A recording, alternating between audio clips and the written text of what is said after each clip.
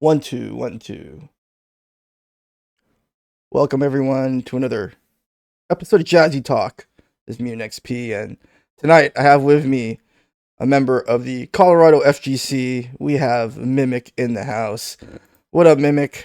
Good to What's see you going on? again. Good to see you, man. How you been? Uh, Before we get started, I just wanted to give you a shout out here for volunteering at the Jazzy Finale last year. Uh, Never heard of you before. We never met before. We didn't know each other. Signed up on that volunteer form, and you really was a big help to us last year. And so, really appreciate the help at the finale last year in mimiq, and hope to see you there again later this Oh, you year. know it. You know it. Yeah, event. Denver native. I'm looking forward to it. Yeah. Speaking of which, guess we could chill early. Jazzy Finale Weekend event passes on sale right now. So go to start.gg/jazzy3s to go get your tickets. And so, yeah, looking forward to the finale. It was the first one we ran at Aki last year, and me and Brandon have been waiting a really long time to do the finale there, and it surpassed a lot of my expectations. To be honest, it was Dude, just it blew me away because he just completed all those renovations right in time for the finale. So I yeah. came in, I was there the previous weekend. He had that whole left side of the building still blocked off. Mm-hmm. And I show up and everything's lined out for just the Yeah. perfect function. Akihabara Arcade. We're gonna talk to death about that place probably tonight, but It deserves it. it does deserve it. It is just like amazing. It's again like I think I mentioned this before, but Third Strike isn't the only game that could do something big at Aki. I think a lot of scenes could really benefit from a spot like Brandon's, and it's really chill and pretty convenient. Not so far from the airport. A No. lot of good options. This year we got a hotel block, Hey, and moving on up. we're trying mimiq. You know, some of us are a little slow on the take, but we go at our own pace. And All that so matters is that we get there. and so this year we actually have a hotel block at the Origin hotel across the street, right next I to was gonna the say that's right there. yeah, right next to the Alamo Draft House. And so we got a nice room block over there. And so for anyone who is planning to go to the Jazzy Finale, just go to the start.gg link. There's some hotel information there. Click on that link to get your special rate for the hotel. Super convenient. Uh, yeah, like I was saying, there's a Alamo Draft House right next door. I think there's also a Bonchan. Like I went there like 3 times during during the finale. Um, I think there's an Olive Garden there. A lot of different places, and so really nice area. And if the Origin is not your thing, there are a lot of different hotels that are definitely within walking distance from the spot. And it was cool that Brandon got those food trucks to come during the Dude, weekend. yeah. It was awesome. And I still remember showing up. I showed up what was it? 10, 11 o'clock on that Thursday before the event started to help get everything set up. And people were showing up with their suitcases in tow and just throwing down at a setup. It was a great sight. Yeah. And so yeah, like I said, we're gonna be talking about Aki a lot. And I just the energy in that place, and that's why it's so great to have you here tonight, mimiq, because I really wanted to get your thoughts as someone who is pretty new to the scene. Like, what was your experience at the finale? How did you like it? And Yeah, just kind of your thoughts on what it was like being there that weekend. Ah, electrifying would be the word I'd start out by saying. I mean, even just walking in when people were setting up, I think it was KD and somebody else. They were setting up at, they got two of the tournament head to head cabs going for one of the stream setups, testing everything out. And then me and KD sat down, and yeah, KD Alpha just whooped my ass the entire time, but doing stuff I didn't even know were possible, to be honest with you. But man, even after that, we kept coming back, and the more and more people that showed up, you watch other tournaments, right, where they're publicized and you see people chanting, you get the yun combos, or you get the tackle tackle headbutt chant for Urian, and you hear people in the background. But being there live and feeling it, they had people stomping, they had the stage shaking where we were at for commentary booths. It was incredible. I could not get enough. Yeah, something that your comments reminded me of is when we think about an event like the Jazzy Finale. Uh, there's a reason why like events like Co-op Cup or B Tribe or Judgment Day or what is the big ST tournament in Japan? The name you know the name is lost on me, but whatever. Why are those events so special? Because they are focusing on that one game. They're Right. focusing on that one scene. They're focusing on that one community, and there's just that energy that's generated in an event like that, where everyone's just talking about this one game, and then we're all Right. playing that one game, and then there's like 7, 8 setups just going on that one game, and it's just a different energy, like you were saying. Because like you it's were saying, it's like so people just good. had one, they just couldn't wait, right, to like get to the Yeah. arcade and start playing. Yeah. It was a great opportunity for me to level up too, because you play on Fightcade, or you play your buddies out here. There's a couple of there's a couple of arcade demons I have out here from uh, when I have free time to make it out to Akihabara. I do work a lot nowadays, but whenever I do make it out there, there's a couple of guys that I'll have some rivalries with. But man, it is incredible to see the skill differential between the highest of the high and the lowest of the low, right? There's nothing wrong with it, but it is so incredible to see the amount of expression, the amount of technical ability, and profound knowledge of just everything about this game that these diehard fans, this amazing community, devotes to it. And it blows me away every time. It's what keeps me coming back to it. And you pick up a new fighting game, and there's plenty of them that are coming out nowadays. I mean, we just had Tekken 8, Under Night in Birth. You had Street Fighter 6, Mortal Kombat 1, and no matter what you play, I pick them up and I do play them, and it's fun to mess around with friends. But I always find myself just addicted to Third Strike. I cannot pull myself away. There's just something magical about it. But what is that? Like, I wanted to get your take on it. Like, what do you think is it about Third Strike that you find so, like, you use the word magical, right? Like, is there anything like is there like a moment, or is there like maybe footage you can think back on, like something that just like uh, I mean, damn, that's a great question. I mean, anybody asking about what makes Third Strike magical would be remiss if you didn't mention Evo Moment 37, right? Jay Wong, Daigo. The funny part is that Daigo even went on to lose that set. He didn't win it, but well, that no, no, no, moment no. is. He won the set.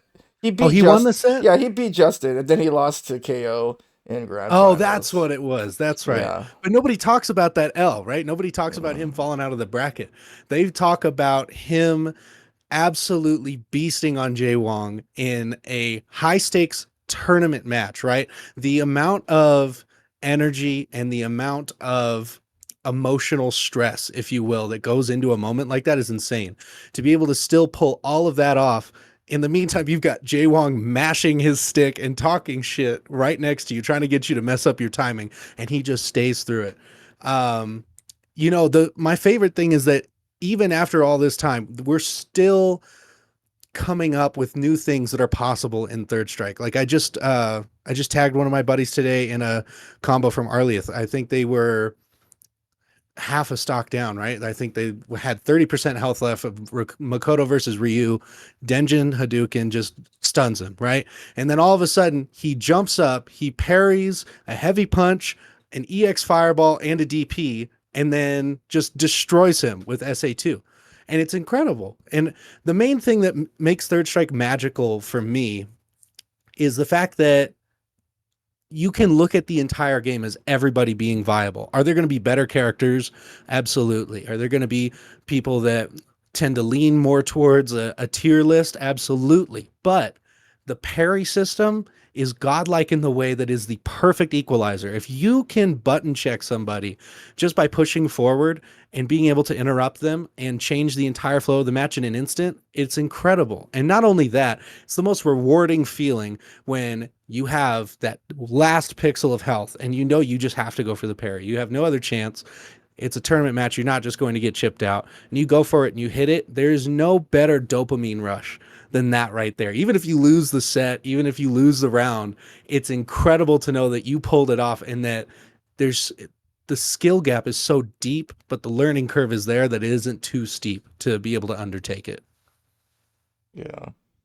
No, you make a really great point about the like which characters are viable. Like to me, especially from like a fan perspective, and what's so great about a game lasting this long is you have these players who have spent years optimizing their characters. Perfecting the craft. Yes. And so now it's like if I just like shot out like two random names, right? Regardless of like you'll know what characters they use, right? But Right. like especially like with the nature of the way they compete in Japan, the single game format, which I think they're going to be doing 2 out of 3 at Evo Japan. If You're I'm kidding. not mistaken, I think they're going to be doing 2 out of 3. I have to check the rules there. For sure, it's 2 out of 3 in Evo US.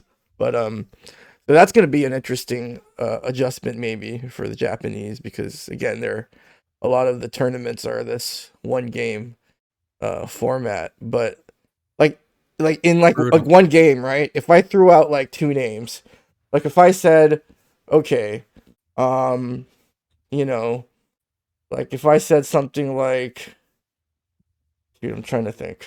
So if I said like Rikamaru versus TM,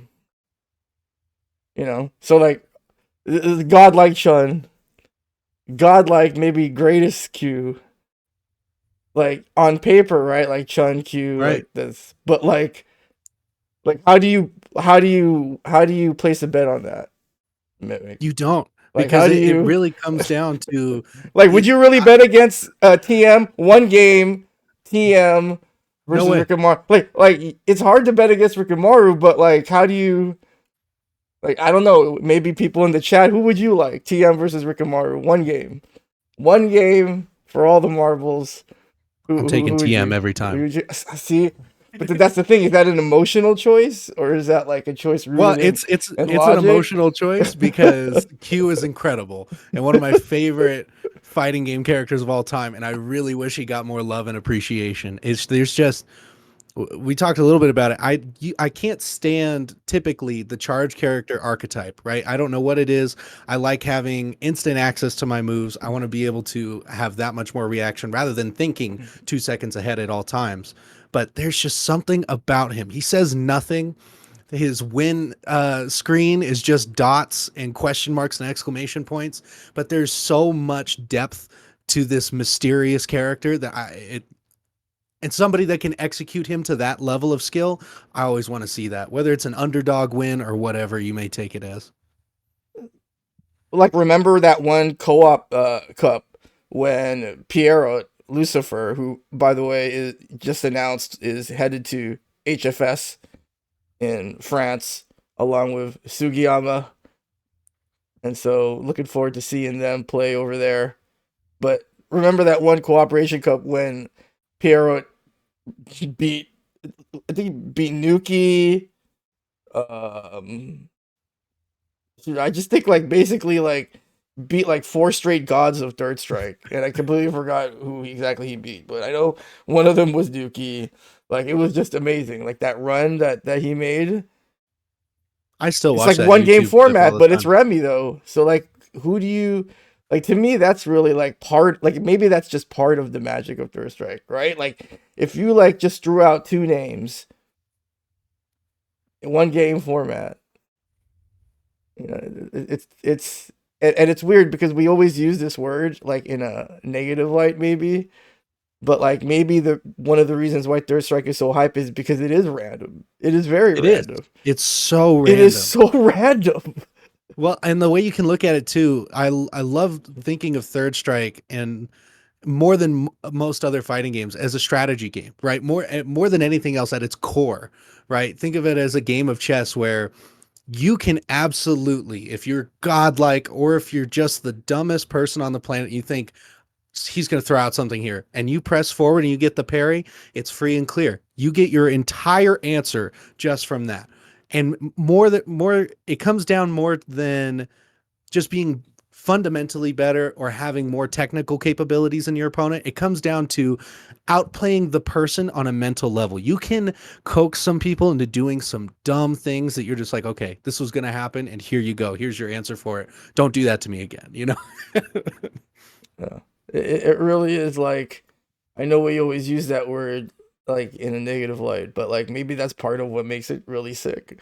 Why like it never feels not fresh, you know, like where it never Right. feels stale. Um and so yeah, like I know people are saying, "Oh, gonna be Chun Chun again or Chun Yun," and you know I don't know, cause like again, even like within the top three or four, right? It's just so much stuff has been developed against Chun over the Right. years. And it's only going to keep evolving. Yeah, The more time people dedicate to this game and the more this community yeah, grows, it's only going to get better as yeah. we go along. That's why it's so hard for like I know it sounds weird to be like sympathetic to Chuns, but like it really is hard to be Chun at Coop because like everyone's just gunning for you. Like all of their best shit is like is has been developed to beat you, and so Was it yeah. Was it last year at Jazzy Finale, the Friday teams tournament? Wasn't there a 5-man team called We Hate Chun and they all played Chun? Am I I don't remembering that remember. I correctly? don't I remember. I want to say they were on the mainstream. Yeah, I don't I remember remember commentating with Wayne and that busted me up that. because all of a sudden I look over and it's just Chun Yeah. after Chun after Chun. And by the way, shout out to the Scrub series. It was really awesome that we had like two streams going on at the same time. It was really, Yeah. really neat. Oh Yeah. man, that was a great opportunity. I still look back at that, and every now and again, I'm like I was telling you, I just put in my time off request for Winter Showdown in March, and they were asking me like, "What are you going out of town or something?" I was like, "No, I'm going to this arcade, and we're doing a massive tournament for like all these games, but this one's my favorite." And I showed them my highlight reel from it, and just like a couple of clips, and I remember having so much fun just sitting there and literally hearing all of the hubbub of what an arcade should sound like. And those being so rare nowadays, it's an incredible experience to be able to relive what we could still have today if arcades were as popular. That's why anytime I see Brandon, I'll hit him up on Discord every now and again too, and I'll just thank him because it's an incredible spot that he's put so much time, heart, devotion, and care into that it's like I moved to Denver from South Carolina and I had nothing out there besides Fightcade 2 and we had the online edition that I played LAN with a couple of my buddies. But coming out here and just showing up and you throw a quarter into a blast city and then somebody sits at the other end of the head to head, it's an incredible experience. So yeah, like we kind of just like jumped right into the finale, but like we wanted to talk a little bit about you, Mimic, because Sorry, sorry. yeah, no, it's good, it's good. You know, you had mentioned that you just moved from South Carolina, and so yeah, tell me a little bit about your background in fighting games and just gaming in general. So I started playing fighting games whenever I was doing some volunteer work in the Dominican Republic. I had my buddy that I met down there. He was from Canada. We were both doing the same thing there, and they had these pseudo arcades down there. They were called Club de Nintendo, and basically you would go in. It was like 50 cents, and they would just let you play on a a 360 or PS3 for a half hour. But he showed me Street Fighter 4, Super Street Fighter 4 Arcade Edition, and we would play that, and I remember loving it but getting my ass beat because I was not understanding frame data. I couldn't do a dragon punch to save my life. I could do a fireball and a tatsu, and that was just my entire game plan. Ever since then I became obsessed with fighting games. Like, I'll play other things, but for some reason I just keep coming back. And then I picked up online edition. Geez, I was probably 12 or 13, and I used to play it with my little brother all the time. And I remember finally figuring out you could press heavy punch and heavy kick to taunt. I would taunt after rounds. He would get so mad. But then we started doing it back and forth to each other. Falling in love with everything about it. Like the perfect time capsule of a 90s aesthetic. The soundtrack is incredible. The movement is so tight, the input capture is so tight, but it's also flexible to the point where you can do funky things like a DP into a fireball, and then you'll do DP super. You're not doing massive amounts of motions. It is such a beautiful dichotomy of it. I've been playing ever since, and then when I went to, let's see, in California, I had like a couple of smaller tournaments that I helped run. I was just a TO. And then South Carolina, me and my brother down there, we'd go to a lot of Smash Bros. Melee tournaments, and we would go and enter. And that was like my first big foray into the tournament scene. And then, ironically enough, on a TikTok, probably about, geez, 3, 4 years ago now, I saw an ad. I don't know if it was an ad by Brandon or some of his staff or just somebody pointing out Akihabara as a place, but we saw it and I showed it to my buddy. I'm like, man, this is cool. It's out in Denver. Like, we should try and go up there one day. And one thing led to another. I had some family that was out here. I moved out here, and next thing I knew, I was living in Arvada, just 10 minutes from it. And I went in and just was salivating over the whole thing. Still can't get enough of it. But yeah, there's something about fighting games that I can't get enough about. It's more than just beating somebody else online. It comes down to seeing your own skill improve in such a marketable fashion. You can see that, okay, I couldn't do this combo before. I'm going to hit the training mode. I'm going to be able to practice this. I'm going to get it knocked out. Like, just recently picking up Urian and trying to do tackle headbutt. I tried for years. And when I say try, I mean, like, I'd hop in to training mode and just try and do it, and it just wouldn't work. You watch a couple of things, you you watch so many hours of Cooperation Cup footage and just these masters of the game, and just seeing what you can pick up just from watching them and what they're doing differently. And then it clicks. And then after it clicks, you drop it in real matches and in tournament sets. And then you start to get it 1 or 2 times. And then it just becomes fluid and it's second nature, and that muscle memory kicks in. And again, goes back to that dopamine rush of that self gratification of, holy shit, I've been working on this. I hit it, and now look where I'm at. I went 1 and 2 at Jazzy Finale. That's the goal, at least. No, and yeah, going back to what you were talking about with fighting games and that rush you get, that's wanted to kind of circle it back to, like, we were talking about how Third Strike's random. Like to me, like, the more random the game, the more peaks and valleys, right? When it comes to Absolutely. like your emotional response while you're playing it, while you're watching it. Like, it could be very stressful, but like in a sort of weird way. So yeah. Yeah, and like, my love of fighting games stretches to almost anything that's out there that captures my interest. Anything that looks cool. Like, I picked up Ultimate Marvel vs. Capcom 2 or 3, and then I got really into Marvel 2, and I just love being able to press buttons and do cool shit, and just seeing things happen.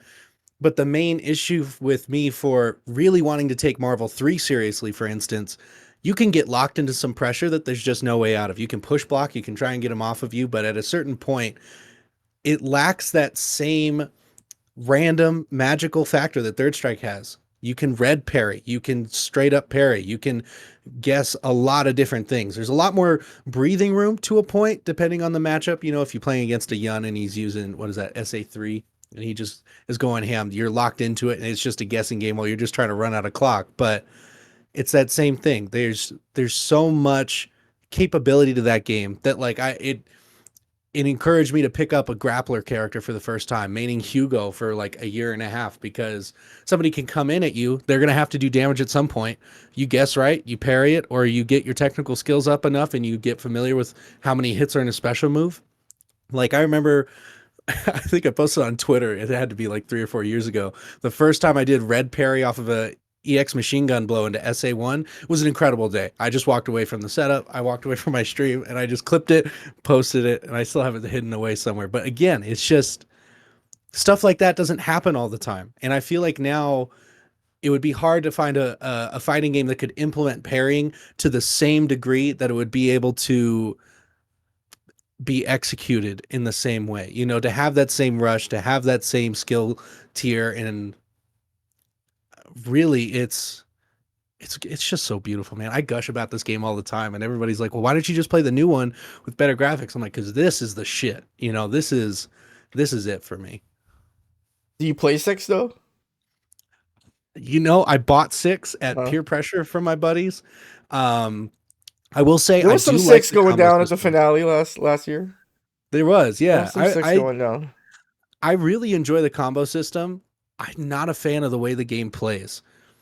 And most of the time, if I have the bad habit of jumping between fighting games all the time and learning new shit and then trying to go back to another title and figuring it all out from the get-go. um I gotta say, Six's combo trials were a lot of fun, and then I get online and a lot of it is just, it just doesn't feel the same. Like it's a great game, it just doesn't scratch that itch for me, you know what I mean? No, I got you. I got you. Oh, hey, I thought we could switch gears a little bit, talk about some of these events that are coming up at Aki. We've been And I'm so just excited kind for of these. like you were saying, gushing about the place, and yeah, shout outs to Brandon and Ryan and all the other TOs that run events over there. And so I thought, yeah, maybe we could take a look at the Winter Showdown Star GG page via the Jazzy Circuit League page on Star GG. And so here we go. Oh wait, that's the finale page. Well, that's a good page to go to. Remember star.gg/Jazzy3S. You could sign up for the finale. And so let's take a look at the event schedule here.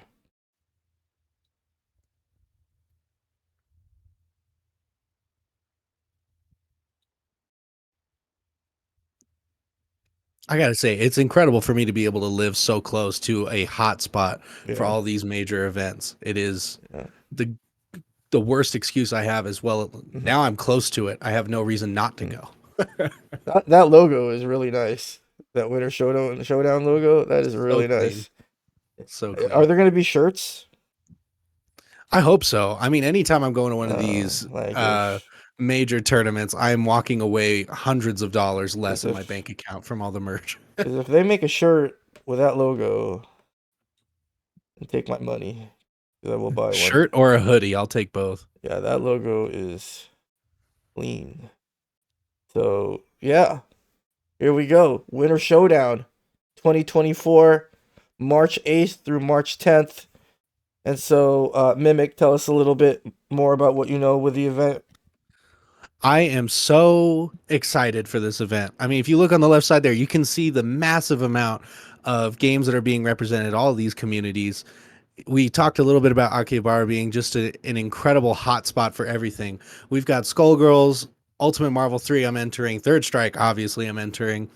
And then I was even thinking about some Accent Core, some Guilty Gear, just because I love being able to play that game, but it's rare that you find anybody locally that is actually doing it. So to find that there's going to be a whole group of people that are going to kick my ass, I'm absolutely signing up. But it's going to be a fun time, 3-day event. They're going to have a bunch of side gigs too. And then it's at the best goddamn arcade bar in Colorado, in my opinion. I mean, from the theme drinks to the layout to the hype matches. I mean, look at that. That picture right there is a perfect summary of just everybody crowding around, just wanting to be involved in the hype, in the game, and being there right in the moment. It's incredible. Yeah, it doesn't seem. It's almost like it doesn't really. It almost doesn't even really matter, like almost what you're playing. It's a lot of it's just kind of the venue and the people there, and like these are the same kind of faces you saw at the at the Jazzy finale. Just people in awe of what they were watching, and so Game yeah, recognizes game. yeah, that's cool, cool. So yeah, a lot of games being played at Winter Showdown. Again, it's going down at March 8th through March 10th, so next month. And so let's see the registration here. Okay. All right. Great. So right now, registration, normal registration, 45, $10 per game. So definitely make your plans to go to Winter Showdown.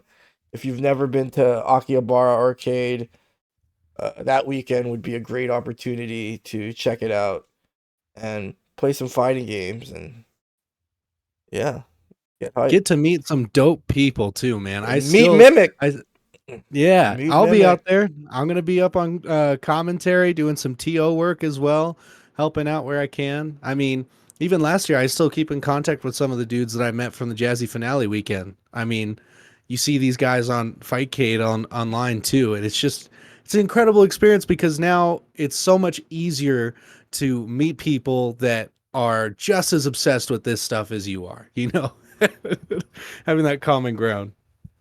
No, I got you. I got you. And then of course we were gonna talk a little bit about the Jazzy finale for June. It's going to be an amazing time. Really looking forward to it. And yeah, like just going back to the finale from last year. Like what were just like some of your like favorite moments from the finale? Just like things that you like distinctly remember going down that weekend. Just yeah, things that you kind of remember.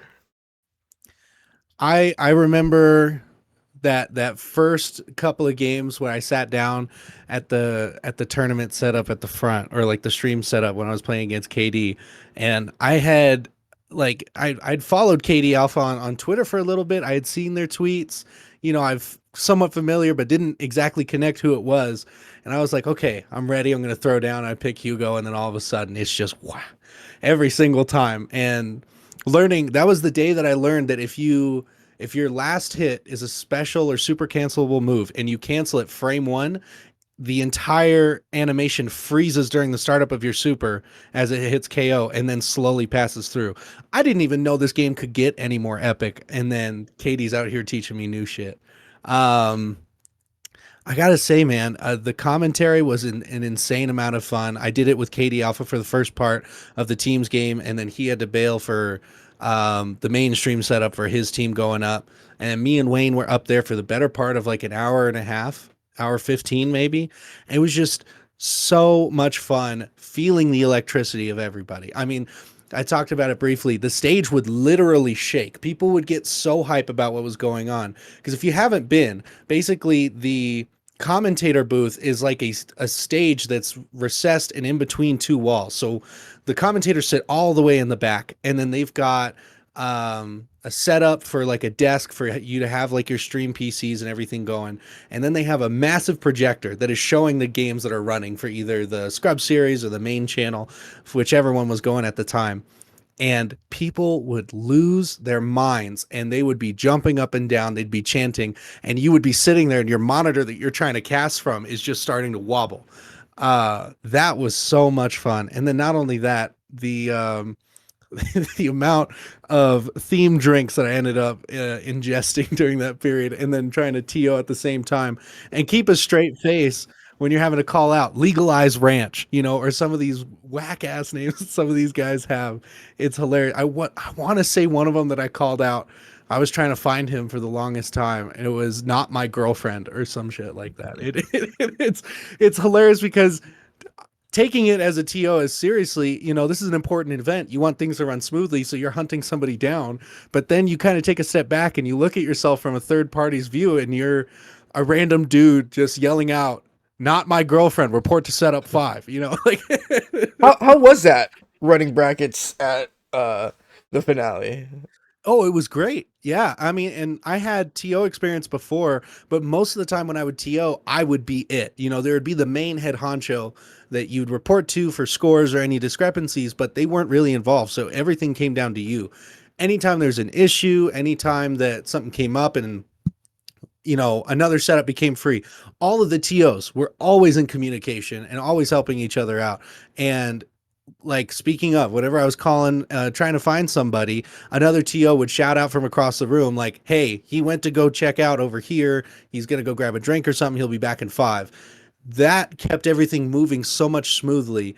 And to have that level of support was incredible, because then at the end of the day, we're not just a bunch of solo TOs just trying to get through a bracket. We're all a fucking team and everybody's working together. It was, God, I still look back at it, and now I'm just as excited for this year's finale. And you bet your ass I am already going to be putting in my time off request tomorrow, now that I know what the official dates are. You want to support Jazzy? Head on over to our Give Butter Jazzy 3S. And so, yeah. Uh, what happened here? I was just looking at the chat. It looks like part two. Shout outs to part two. It looks like part two's message was deleted by part two. That didn't make any Twitch is Twitch is going nuts. I recant my statement. Yeah. Um yeah, I was just gonna ask, like, how was that? Like, I feel like it ran pretty smoothly. We had so many setups, and Third Strike moves so fast too. It really does. 2 out of 3 is like a tournament standard, but third strike 2 out of 3 just feels like nothing. Mm. I mean, I remember sitting down for my matches when it finally got to that time, and I was like, okay, that's the first game done, and I learned nothing. And so we're going to try and recover it. And then you get into the second game, and you get it's funny. It moves so fast until it's glacially slow, and you're watching the timer tick down. You've got no health left, and you're just trying to recover it. But no, man, I really feel like it did go really well. Any major event like this is going to have some hiccups, but I feel like anything that we ran into was more of a speed bump rather than a roadblock. There wasn't anything that really stopped us. It just kind of hitched things up, and then we would reconvene, readjust, and then keep it moving. Yeah, and shout outs to Ryan and Brandon. Anytime there was a malfunction at the cabs, they were right there, ready to service it. And so definitely was a great event.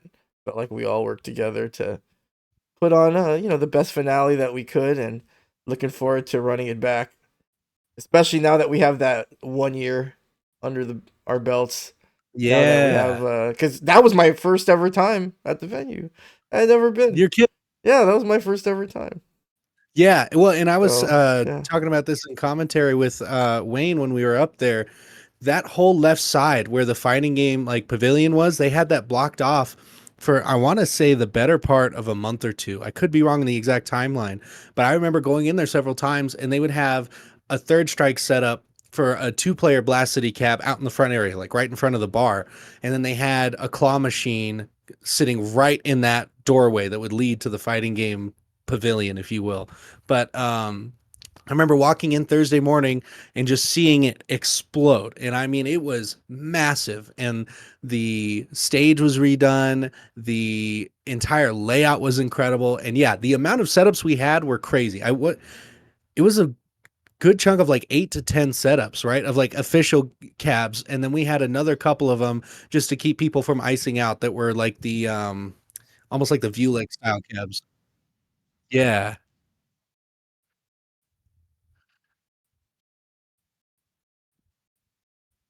Yeah.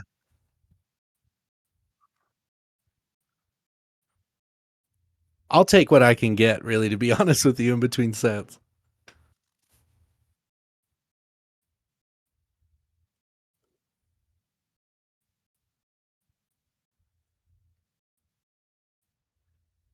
Oh,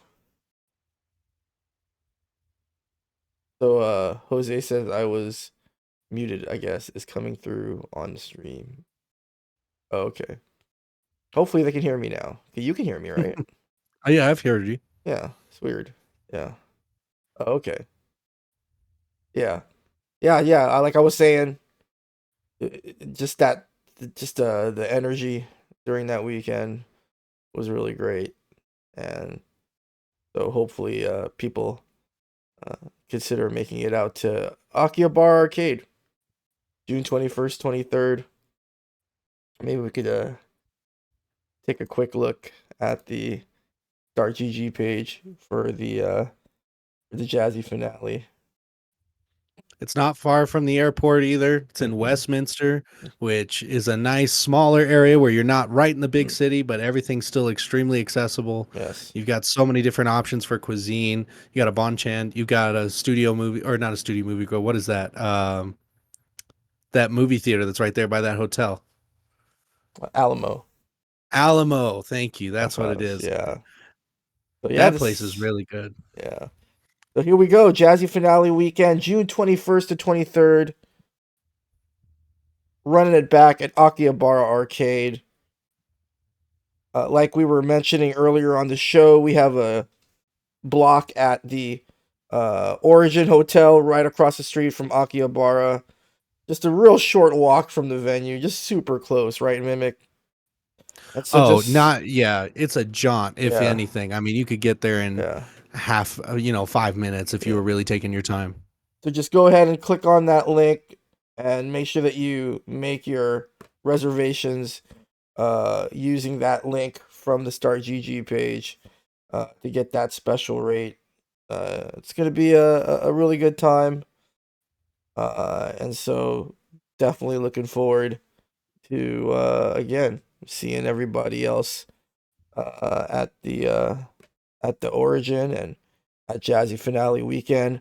Event registration, it's gonna be $50 until the end of the regular season, which is May 31st, and then basically after May 31st it'll be 60, and that includes entry into teams, singles, and all side events.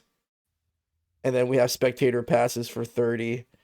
And yeah, Mimic, we were saying how you volunteered at the finale last year. And so for anyone who might be interested in volunteering this year, we also have a volunteer form that you can fill out. All volunteers get a thank you grab bag, and the that's going to include a Jazzy shirt and a special Jazzy keychain just for volunteers.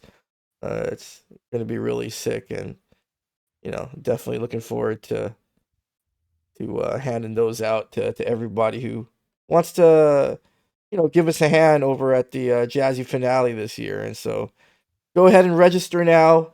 Event passes are on sale. Again, $50 until the end of the season.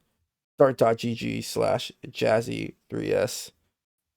And so, yeah, it's going to be a good time. And so, Mimic, wanted to thank you for coming on the show. Really appreciate your time. And again, looking forward to seeing you at the finale, if not sooner. And yeah, before you go, I wanted to give you this time to do some shilling, shout out anybody that you wanted to shout out. Uh This is where you pay your bills. And so yeah, yeah, exactly, exactly. Well, I mean, honestly, I want to shout out Brandon. I know we've done it so many times, but I love his arcade. I love his setup. Such a chill guy. If he's there, he will absolutely spend time in a conversation, just gush about how much he loves the Third Strike community and how much that he just wants to be a part of it. Dr. Steelhammer on Twitter and YouTube for the Urian tutorials. I've been falling asleep to that and trying to absorb all that information via osmosis, and it hasn't worked yet, but I'm still hopeful. Uh, Man, Winter Showdown, Ryan, Arlieth, dude, everybody that comes out to these locals, to these major events and helps out or is just present, just showing up, even just as a spectator, just to hang out with people. A huge shout out and thank you to every single one of y'all, because that is the absolute shit that makes all of this worthwhile, all of this so enjoyable, and what keeps more people wanting to come in.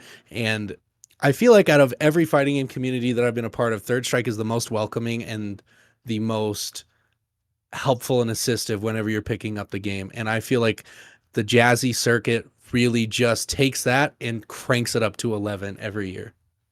Well, I appreciate those kind words, Mimic. I really do. And yeah, looking forward to seeing you this June at the Jazzy Finale Weekend 2024.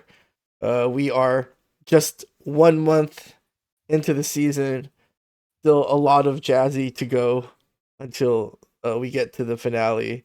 And so looking forward to seeing all the competition around the country.